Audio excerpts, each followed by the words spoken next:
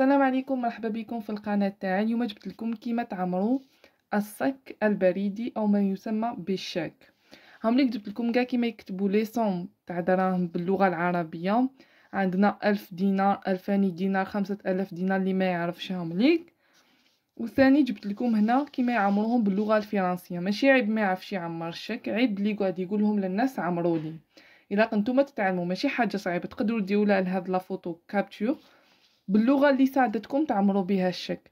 ماشي صعيبه. هامليك هنا 1000 دينار، 2000 دينار، 5000 دينار، 7000 دينار، 8000، 14000، 15000 هكذا. كيما شوفوا هنايا بالفرنسيه سهل، ونفس الشيء باللغه العربيه. شوفوا 1000 دينار، 2000، هنا عندنا 7000، 12000 دينار، 14000 دينار. سهلين. نتوما ديروا لها كابتور، وكي تروحوا تعمروا الشك تاعكم تجبدوا التليفون، ماشي حتى تقولوا لهم للناس باش يعمروا لكم وتتعلموا.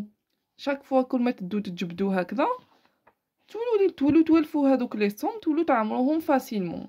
هاهم ليك، ها شوفوهم، ديروا لهم كابتور. هاي ليك باللغه العربيه واللغه الفرنسيه. هاي ليك جبت لكم هنايا الشاك كيما نعمروه.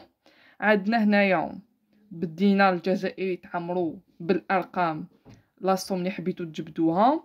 نقولوا مثلا 20000 دينار، 20000 دينار. هاي اللي تكتبوها بالارقام، ومن بعد نكتبوها هنايا بالحروف هكذا. دوك نعمر لكم باللغه الفرنسيه، ومن بعد نعمر لكم واحد اخر باللغه العربيه. بي كونتر سو شيك نعمرو دوكا 20000 دينار à l'ordre de moi-même. هذا باللغة الفرنسية. تعمروا هنا لا دات، نقولوا لو 22 جانفي 2023، وهنا تمضيو يعني تسنيو. دوكا نعمل لكم واحد اخر باللغة العربية. هاي ليك نعمره لكم في نفس الشك. تعمروا هنا 20000 دينار جزائري. لأمر تكتبوا باللغة العربية المعني، وحاجة واحدة أخرى نفس الشيء. هكذا اللي تعمروا الشاك باللغة العربية. هاوليك نتوما خيروا الطريقة اللي جاتكم سهلة عمروا بها. إذا حبيتوا باللغة العربية ولا باللغة الفرنسية نفس الشيء، الطريقة اللي جاتكم سهلة عمروا كان من واحد الجهة، يا باللغة العربية يا باللغة الفرنسية. الطريقة اللي جاتكم سهلة دوها.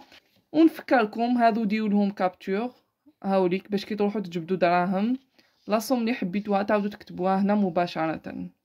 إلى الفيديو القادم إن شاء الله.